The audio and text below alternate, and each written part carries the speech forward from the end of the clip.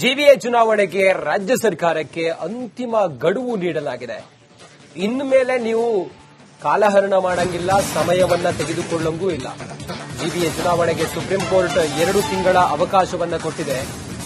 August 31ರ ಒಳಗಾಗಿ ನೀವು ಚುನಾವಣೆಯನ್ನ ನಡೆಸೋದಕ್ಕೆ ಸುಪ್ರೀಂ ಕೋರ್ಟ್ ಸೂಚನೆ ಕೊಟ್ಟಿದೆ. ಸೆಪ್ಟೆಂಬರ್ 30ರವರೆಗೆ ಕಾಲಾವಕಾಶವನ್ನ ರಾಜ್ಯ ಸರ್ಕಾರ ಕೇಳಿತ್ತು. ಆದರೆ ಆಗಸ್ಟ್ 31ರವರೆಗೆ ಕಾಲಾವಕಾಶವನ್ನ ಸುಪ್ರೀಂ ಕೋರ್ಟ್ ನೀಡಿದೆ. ಆಗಸ್ಟ್ 31ಕ್ಕೆ ಡೆಡ್ಲೈನ್. ಅಷ್ಟರ ಒಳಗಡೆ ಚುನಾವಣಾ ಪ್ರಕ್ರಿಯೆಗಳೆಲ್ಲವನ್ನೂ ಕೂಡ ಮುಗಿಸಬೇಕು ಅಂತ ಹೇಳಿ ಸೂಚನೆಯನ್ನ ಕೊಟ್ಟಿದೆ ಸುಪ್ರೀಂ ಕೋರ್ಟ್. ಮುಂದಿನ ತಿಂಗಳ ಅಂತ್ಯದ ಒಳಗಾಗಿ ಚುನಾವಣೆಯನ್ನ ನಡೆಸಬೇಕು ಅನ್ನೋದು ಸುಪ್ರೀಂ ಕೋರ್ಟ್ ಚುನಾವಣಾ ಆಯೋಗಕ್ಕೆ ಹೇಳಿತ್ತು. ಚುನಾವಣಾ ಆಯೋಗ ಅದಕ್ಕೆ ಬೇಕಾದಂತ ಸಿದ್ಧತೆಯನ್ನು ಮಾಡಿಕೊಂಡಿತ್ತು. ರಾಜ್ಯ ಸರ್ಕಾರ ಕೆಲವು ನೆಪ ಹೇಳಿ ಸುಪ್ರೀಂ ಕೋರ್ಟ್ ಮುಂದೆ ಮನವಿಯನ್ನ ಸಲ್ಲಿಸಿತ್ತು, ಮೇಲ್ಮನವಿಯನ್ನ ಸಲ್ಲಿಸಿತ್ತು. ಸುಪ್ರೀಂ ಕೋರ್ಟ್ ಇದರ ವಿಚಾರಣೆಯನ್ನ ಮಾಡಿ ಇವತ್ತು ಒಂದು ಆದೇಶವನ್ನು ಹೊರಡಿಸಿದೆ. ಆಗಸ್ಟ್ 31ರ ಒಳಗಾಗಿ ಚುನಾವಣೆಯನ್ನ ನಡೆಸಬೇಕು ಅಂತ ಹೇಳಿದೆ. ಈ ಹಿಂದೆ ಜೂನ್ 30ರ ಒಳಗೆ ಚುನಾವಣೆಗೆ ಸುಪ್ರೀಂ ಕೋರ್ಟ್ ಹೇಳಿತ್ತು. ಸುಪ್ರೀಂ ಸೂಚನೆಯಂತೆ ಜೂನ್ 24ರವರೆಗೆ ಆಯೋಗ ಸೂಚನೆಯನ್ನು ಕೊಟ್ಟಿತ್ತು. ಈ ಹಿನ್ನೆಲೆ ಸುಪ್ರೀಂ ಕೋರ್ಟ್ಗೆ ಮನವಿಯನ್ನ ಸರ್ಕಾರ ಸಲ್ಲಿಸಿತ್ತು.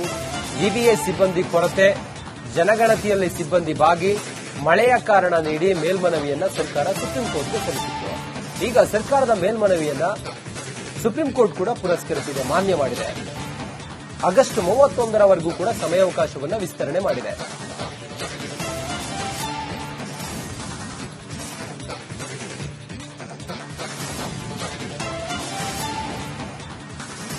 ನಮ್ಮ ಪ್ರತಿನಿಧಿ ಅಭಿಷೇಕ್ ಜಯಶಂಕರ್ ಈಗ ನೇರ ಸಂಪರ್ಕದಲ್ಲಿದ್ದಾರೆ. ಅಭಿಷೇಕ್, ಕೊನೆಗೂ ಕೂಡ ಸುಪ್ರೀಂ ಕೋರ್ಟ್ ಇಂಥದ್ದೊಂದು ತಾಕೀತು ಮಾಡಿರೋದ್ರಿಂದಾಗಿ ಈಗಿನಿಂದ ತಯಾರಿಗಳು ಆರಂಭ ಆಗಬೇಕಾಗಿದೆ ರಾಜ್ಯ ಸರ್ಕಾರದಲ್ಲಿ.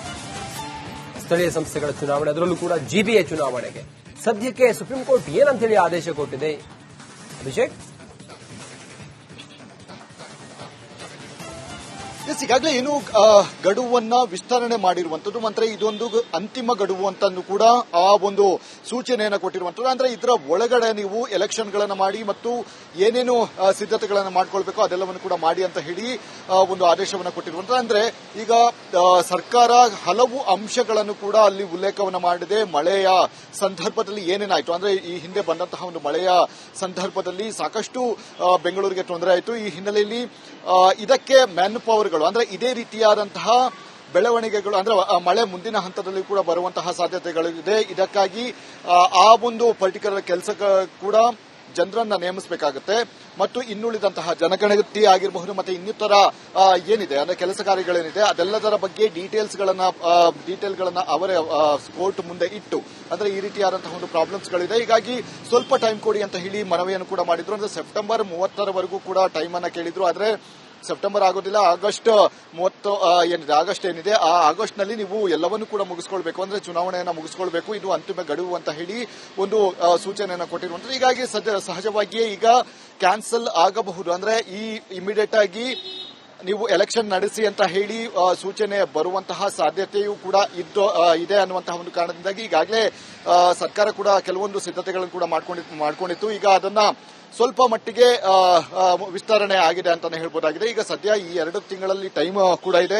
ಇಲ್ಲಿಯವರೆಗೆ ಒಂದೂವರೆ ತಿಂಗಳು ಟೈಮ್ ಇತ್ತು. ಆದ್ರೆ ಈಗ ಸದ್ಯ 2 ತಿಂಗಳವರೆಗೆ ಈ ಒಂದು ಗ್ಯಾಪ್ ನಲ್ಲಿ ಅವರೊಂದು ಇದನ್ನ ಮಾಡ್ಕೊಳ್ಬೇಕಾಗುತ್ತೆ. ಈಗ ಎಲ್ಲಾ ಅಧಿಕಾರಿಗಳ ಜೊತೆ ಒಂದು ಚರ್ಚೆಯನ್ನು ನಡೆಸಿ ಮುಂದೆ ಯಾವ ರೀತಿ ಸಿದ್ಧತೆಗಳನ್ನು ಮಾಡ್ಕೊಳ್ಬೇಕು ಮತ್ತೆ ಕ್ಷೇತ್ರದ ವಿಚಾರವಾಗಿ ಯಾರ್ಯಾರಿಗೆ ಉಸ್ತುವಾರಿಯನ್ನು ಕೊಡಬೇಕು ಮತ್ತು ಇದನ್ನ ನೋಡಿಕೊಳ್ಳುವಂತಹ ಒಂದು ಯಾರು ನೋಡಲ್ ಅಧಿಕಾರಿಗಳು ಯಾರು ಅದೆಲ್ಲದರ ಒಂದು ಡೀಟೇಲ್ಗಳನ್ನ ಅಂದ್ರೆ ಚರ್ಚೆ ಮಾಡುವಂತಹ ಮುಖಾಂತರ ಮುಂದಿನ ಹಂತದಲ್ಲಿ ಅವರನ್ನ ಸಿದ್ಧತೆಗಳನ್ನು ಮಾಡಿಕೊಳ್ಳುವಂತಹ ಒಂದು ಕೆಲಸಗಳನ್ನು ಕೂಡ ಈಗ ಮುಂದಿನ ದಿನಗಳಲ್ಲಿ ನಡೆಯಲಿದೆ ಅಂತಾನೆ ಹೇಳ್ಬೋದಾಗಿದೆ.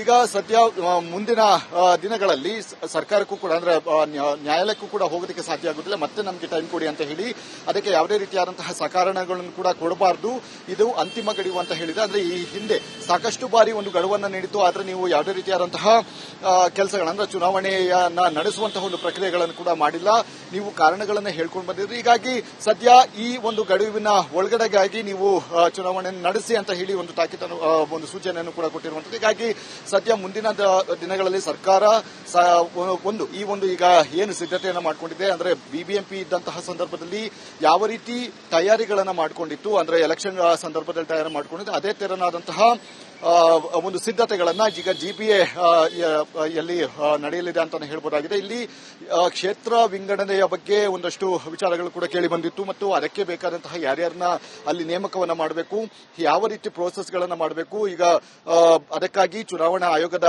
ಅಧಿಕಾರಿಗಳ ಜೊತೆ ಕೂಡ ಒಂದು ಮಾತುಕತೆಯನ್ನು ನಡೆಸುವಂತಹ ಮುಖಾಂತರ ಮುಂದಿನ ಹಂತದ ಸಿದ್ಧತೆಗಳನ್ನ ಈಗಾಗಲೇ ಮಾಡಿಕೊಳ್ಳೋದಕ್ಕೆ ಸರ್ಕಾರ ಮುಂದಾಗಿದೆ. ರಂಜಿತ್. ಓಕೆ, ಥ್ಯಾಂಕ್ ಯು ನಿಮ್ಮೆಲ್ಲ ಮಾಹಿತಿಗಾಗಿ ಅಭಿಷೇಕ್. ಜಿಬಿಎ ಚುನಾವಣೆಗೆ ರಾಜ್ಯ ಸರ್ಕಾರಕ್ಕೆ ಅಂತಿಮ ಗಡುವು ನೀಡಲಾಗಿದೆ. ಇನ್ಮೇಲೆ ನೀವು ಕಾಲಹರಣ ಮಾಡಂಗಿಲ್ಲ, ಸಮಯವನ್ನ ತೆಗೆದುಕೊಳ್ಳಂಗೂ ಇಲ್ಲ. ಜಿಬಿಎ ಚುನಾವಣೆಗೆ ಸುಪ್ರೀಂ ಕೋರ್ಟ್ 2 ತಿಂಗಳ ಅವಕಾಶವನ್ನ ಕೊಟ್ಟಿದೆ.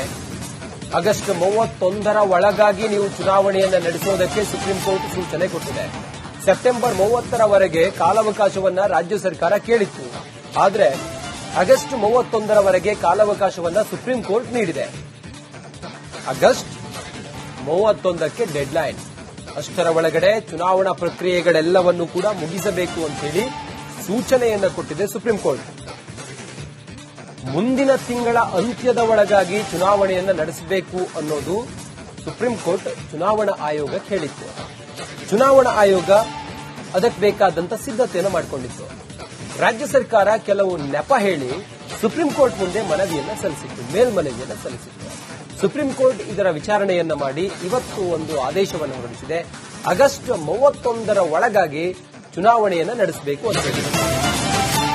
ಈ ಹಿಂದೆ ಜೂನ್ 30ರ ಒಳಗೆ ಚುನಾವಣೆಗೆ ಸುಪ್ರೀಂ ಕೋರ್ಟ್ ಹೇಳಿತ್ತು. ಸುಪ್ರೀಂ ಸೂಚನೆಯಂತೆ ಜೂನ್ 24ರವರೆಗೆ ಆಯೋಗ ಸೂಚನೆಯನ್ನು ಕೊಟ್ಟಿತ್ತು.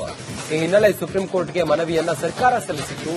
ಜಿಬಿಎ ಸಿಬ್ಬಂದಿ ಕೊರತೆ, ಜನಗಣತಿಯಲ್ಲಿ ಸಿಬ್ಬಂದಿ ಭಾಗಿ, ಮಳೆಯ ಕಾರಣ ನೀಡಿ ಮೇಲ್ಮನವಿಯನ್ನ ಸರ್ಕಾರ ಸುಪ್ರೀಂ ಕೋರ್ಟ್ಗೆ ಸಲ್ಲಿಸಿತ್ತು. ಈಗ ಸರ್ಕಾರದ ಮೇಲ್ಮನವಿಯನ್ನ ಸುಪ್ರೀಂ ಕೋರ್ಟ್ ಕೂಡ ಪುರಸ್ಕರಿಸಿದೆ, ಮಾನ್ಯ ಮಾಡಿದೆ. ಆಗಸ್ಟ್ 31ರವರೆಗೂ ಕೂಡ ಸಮಯಾವಕಾಶವನ್ನು ವಿಸ್ತರಣೆ ಮಾಡಿದೆ.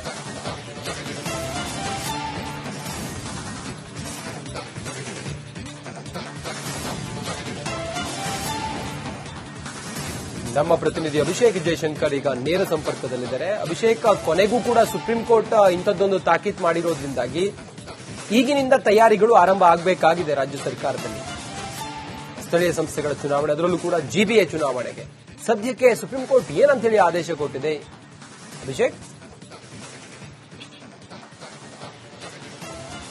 ಈಗಾಗಲೇ ಏನು ಗಡುವನ್ನ ವಿಸ್ತರಣೆ ಮಾಡಿರುವಂತದ್ದು, ಮಾತ್ರ ಇದೊಂದು ಅಂತಿಮ ಗಡುವು ಅಂತ ಕೂಡ ಆ ಒಂದು ಸೂಚನೆಯನ್ನು ಕೊಟ್ಟಿರುವಂತದ್ದು. ಅಂದ್ರೆ ಇದರ ಒಳಗಡೆ ನೀವು ಎಲೆಕ್ಷನ್ಗಳನ್ನ ಮಾಡಿ ಮತ್ತು ಏನೇನು ಸಿದ್ಧತೆಗಳನ್ನು ಮಾಡ್ಕೊಳ್ಬೇಕು ಅದೆಲ್ಲವನ್ನು ಕೂಡ ಮಾಡಿ ಅಂತ ಹೇಳಿ ಒಂದು ಆದೇಶವನ್ನು ಕೊಟ್ಟಿರುವಂತದ್ದು. ಅಂದ್ರೆ ಈಗ ಸರ್ಕಾರ ಹಲವು ಅಂಶಗಳನ್ನು ಕೂಡ ಅಲ್ಲಿ ಉಲ್ಲೇಖವನ್ನು ಮಾಡಿದೆ. ಮಳೆಯ ಸಂದರ್ಭದಲ್ಲಿ ಏನೇನಾಯ್ತು, ಅಂದ್ರೆ ಈ ಹಿಂದೆ ಬಂದಂತಹ ಒಂದು ಮಳೆಯ ಸಂದರ್ಭದಲ್ಲಿ ಸಾಕಷ್ಟು ಬೆಂಗಳೂರಿಗೆ ತೊಂದರೆ ಆಯಿತು. ಈ ಹಿನ್ನೆಲೆಯಲ್ಲಿ ಇದಕ್ಕೆ ಮ್ಯಾನ್ ಪವರ್ಗಳು ಅಂದ್ರೆ ಇದೇ ರೀತಿಯಾದಂತಹ ಬೆಳವಣಿಗೆಗಳು ಅಂದ್ರೆ ಮಳೆ ಮುಂದಿನ ಹಂತದಲ್ಲಿ ಕೂಡ ಬರುವಂತಹ ಸಾಧ್ಯತೆಗಳಿದೆ. ಇದಕ್ಕಾಗಿ ಆ ಒಂದು ಪರ್ಟಿಕ್ಯುಲರ್ ಕೆಲಸ ಕೂಡ ಜನರನ್ನ ನೇಮಿಸಬೇಕಾಗುತ್ತೆ ಮತ್ತು ಇನ್ನುಳಿದಂತಹ ಜನಗಣತಿ ಆಗಿರಬಹುದು ಮತ್ತೆ ಇನ್ನಿತರ ಏನಿದೆ ಅಂದ್ರೆ ಕೆಲಸ ಕಾರ್ಯಗಳೇನಿದೆ ಅದೆಲ್ಲದರ ಬಗ್ಗೆ ಡೀಟೇಲ್ಗಳನ್ನ ಅವರೇ ಕೋರ್ಟ್ ಮುಂದೆ ಇಟ್ಟು ಅಂದ್ರೆ ಈ ರೀತಿಯಾದಂತಹ ಒಂದು ಪ್ರಾಬ್ಲಮ್ಸ್ಗಳಿದೆ, ಹೀಗಾಗಿ ಸ್ವಲ್ಪ ಟೈಮ್ ಕೊಡಿ ಅಂತ ಹೇಳಿ ಮನವಿಯನ್ನು ಕೂಡ ಮಾಡಿದ್ರು. ಅಂದ್ರೆ ಸೆಪ್ಟೆಂಬರ್ 30ರವರೆಗೂ ಕೂಡ ಟೈಮ್ ಅನ್ನ ಕೇಳಿದ್ರು. ಆದ್ರೆ ಸೆಪ್ಟೆಂಬರ್ ಆಗೋದಿಲ್ಲ, ಆಗಸ್ಟ್ 30 ಏನಿದೆ ಆಗಸ್ಟ್ ಏನಿದೆ ಆ ಆಗಸ್ಟ್ ನಲ್ಲಿ ನೀವು ಎಲ್ಲವನ್ನೂ ಕೂಡ ಮುಗಿಸ್ಕೊಳ್ಬೇಕು, ಅಂದ್ರೆ ಚುನಾವಣೆಯನ್ನ ಮುಗಿಸ್ಕೊಳ್ಬೇಕು, ಇದು ಅಂತಿಮ ಗಡುವು ಅಂತ ಹೇಳಿ ಒಂದು ಸೂಚನೆಯನ್ನು ಕೊಟ್ಟಿರುವಂತದ್ದು. ಹೀಗಾಗಿ ಸಹಜವಾಗಿಯೇ ಈಗ ಕ್ಯಾನ್ಸಲ್ ಆಗಬಹುದು, ಅಂದ್ರೆ ಈ ಇಮಿಡಿಯೇಟ್ ಆಗಿ ನೀವು ಎಲೆಕ್ಷನ್ ನಡೆಸಿ ಅಂತ ಹೇಳಿ ಸೂಚನೆ ಬರುವಂತಹ ಸಾಧ್ಯತೆಯೂ ಕೂಡ ಇದೆ ಅನ್ನುವಂತಹ ಒಂದು ಕಾರಣದಿಂದಾಗಿ ಈಗಾಗಲೇ ಸರ್ಕಾರ ಕೂಡ ಕೆಲವೊಂದು ಸಿದ್ಧತೆಗಳನ್ನು ಕೂಡ ಮಾಡ್ಕೊಂಡಿತ್ತು. ಈಗ ಅದನ್ನ ಸ್ವಲ್ಪ ಮಟ್ಟಿಗೆ ವಿಸ್ತರಣೆ ಆಗಿದೆ ಅಂತಾನೆ ಹೇಳ್ಬೋದಾಗಿದೆ. ಈಗ ಸದ್ಯ ಈ 2 ತಿಂಗಳಲ್ಲಿ ಟೈಮ್ ಕೂಡ ಇದೆ. ಇಲ್ಲಿಯವರೆಗೆ ಒಂದೂವರೆ ತಿಂಗಳ ಟೈಮ್ ಇತ್ತು, ಆದ್ರೆ ಈಗ ಸದ್ಯ 2 ತಿಂಗಳವರೆಗೆ ಈ ಒಂದು ಗ್ಯಾಪ್ ನಲ್ಲಿ ಅವರೊಂದು ಇದನ್ನ ಮಾಡ್ಕೊಳ್ಬೇಕಾಗುತ್ತೆ. ಈಗ ಎಲ್ಲಾ ಅಧಿಕಾರಿಗಳ ಜೊತೆ ಒಂದು ಚರ್ಚೆಯನ್ನು ನಡೆಸಿ ಮುಂದೆ ಯಾವ ರೀತಿ ಸಿದ್ಧತೆಗಳನ್ನು ಮಾಡ್ಕೊಳ್ಬೇಕು ಮತ್ತೆ ಕ್ಷೇತ್ರದ ವಿಚಾರವಾಗಿ ಯಾರ್ಯಾರಿಗೆ ಉಸ್ತುವಾರಿಯನ್ನು ಕೊಡಬೇಕು ಮತ್ತು ಇದನ್ನ ನೋಡಿಕೊಳ್ಳುವಂತಹ ಒಂದು ಯಾರು ನೋಡಲ್ ಅಧಿಕಾರಿಗಳು ಯಾರು ಅದೆಲ್ಲದರ ಒಂದು ಡೀಟೇಲ್ಗಳನ್ನ ಅಂದ್ರೆ ಚರ್ಚೆ ಮಾಡುವಂತಹ ಮುಖಾಂತರ ಮುಂದಿನ ಹಂತದಲ್ಲಿ ಅವರನ್ನ ಸಿದ್ಧತೆಗಳನ್ನು ಮಾಡಿಕೊಳ್ಳುವಂತಹ ಒಂದು ಕೆಲಸಗಳನ್ನು ಕೂಡ ಈಗ ಮುಂದಿನ ದಿನಗಳಲ್ಲಿ ನಡೆಯಲಿದೆ ಅಂತ ಹೇಳ್ಬೋದಾಗಿದೆ. ಈಗ ಸದ್ಯ ಮುಂದಿನ ದಿನಗಳಲ್ಲಿ ಸರ್ಕಾರಕ್ಕೂ ಕೂಡ ಅಂದ್ರೆ ನ್ಯಾಯಾಲಯಕ್ಕೂ ಕೂಡ ಹೋಗೋದಕ್ಕೆ ಸಾಧ್ಯ ಆಗುತ್ತಿಲ್ಲ. ಮತ್ತೆ ನಮಗೆ ಟೈಮ್ ಕೊಡಿ ಅಂತ ಹೇಳಿ ಅದಕ್ಕೆ ಯಾವುದೇ ರೀತಿಯಾದಂತಹ ಸಕಾರಣಗಳನ್ನು ಕೂಡ ಕೊಡಬಾರದು, ಇದು ಅಂತಿಮ ಗಡುವು ಅಂತ ಹೇಳಿದೆ. ಅಂದ್ರೆ ಈ ಹಿಂದೆ ಸಾಕಷ್ಟು ಬಾರಿ ಒಂದು ಗಡುವನ್ನು ನೀಡಿತ್ತು, ಆದ್ರೆ ನೀವು ಯಾವುದೇ ರೀತಿಯಾದಂತಹ ಕೆಲಸಗಳಂದ್ರೆ ಚುನಾವಣೆಯನ್ನ ನಡೆಸುವಂತಹ ಒಂದು ಪ್ರಕ್ರಿಯೆಗಳನ್ನು ಕೂಡ ಮಾಡಿಲ್ಲ, ನೀವು ಕಾರಣಗಳನ್ನ ಹೇಳ್ಕೊಂಡು ಬಂದಿದ್ರಿ. ಹೀಗಾಗಿ ಸದ್ಯ ಈ ಒಂದು ಗಡುವಿನ ಒಳಗಡೆಗಾಗಿ ನೀವು ಚುನಾವಣೆಯನ್ನು ನಡೆಸಿ ಅಂತ ಹೇಳಿ ಒಂದು ತಾಕೀತನ್ನು ಒಂದು ಸೂಚನೆಯನ್ನು ಕೂಡ ಕೊಟ್ಟಿರುವಂತದ್ದು. ಹೀಗಾಗಿ ಸದ್ಯ ಮುಂದಿನ ದಿನಗಳಲ್ಲಿ ಸರ್ಕಾರ ಒಂದು ಈ ಒಂದು ಈಗ ಏನು ಸಿದ್ಧತೆಯನ್ನು ಮಾಡಿಕೊಂಡಿದೆ ಅಂದ್ರೆ ಬಿಬಿಎಂಪಿ ಇದ್ದಂತಹ ಸಂದರ್ಭದಲ್ಲಿ ಯಾವ ರೀತಿ ತಯಾರಿಗಳನ್ನ ಮಾಡಿಕೊಂಡಿತ್ತು ಅಂದ್ರೆ ಎಲೆಕ್ಷನ್ ಸಂದರ್ಭದಲ್ಲಿ ತಯಾರಿ ಮಾಡಿಕೊಂಡಿದ್ದು, ಅದೇ ತೆರನಾದಂತಹ ಒಂದು ಸಿದ್ಧತೆಗಳನ್ನ ಈಗ ಜಿಬಿಎ ಯಲ್ಲಿ ನಡೆಯಲಿದೆ ಅಂತ ಹೇಳ್ಬೋದಾಗಿದೆ. ಇಲ್ಲಿ ಕ್ಷೇತ್ರ ವಿಂಗಡಣೆಯ ಬಗ್ಗೆ ಒಂದಷ್ಟು ವಿಚಾರಗಳು ಕೂಡ ಕೇಳಿ ಬಂದಿತ್ತು ಮತ್ತು ಅದಕ್ಕೆ ಬೇಕಾದಂತಹ ಯಾರ್ಯಾರನ್ನ ಅಲ್ಲಿ ನೇಮಕವನ್ನ ಮಾಡಬೇಕು, ಯಾವ ರೀತಿ ಪ್ರೋಸೆಸ್ಗಳನ್ನ ಮಾಡಬೇಕು, ಈಗ ಅದಕ್ಕಾಗಿ ಚುನಾವಣಾ ಆಯೋಗದ ಅಧಿಕಾರಿಗಳ ಜೊತೆ ಕೂಡ ಒಂದು ಮಾತುಕತೆಯನ್ನು ನಡೆಸುವಂತಹ ಮುಖಾಂತರ ಮುಂದಿನ ಹಂತದ ಸಿದ್ಧತೆಗಳನ್ನ ಈಗಾಗಲೇ ಮಾಡಿಕೊಳ್ಳೋದಕ್ಕೆ ಸರ್ಕಾರ ಮುಂದಾಗಿದೆ. ರಂಜಿತ್. ಓಕೆ, ಥ್ಯಾಂಕ್ ಯು ನಿಮ್ಮೆಲ್ಲ ಮಾಹಿತಿಗಾಗಿ ಅಭಿಷೇಕ್.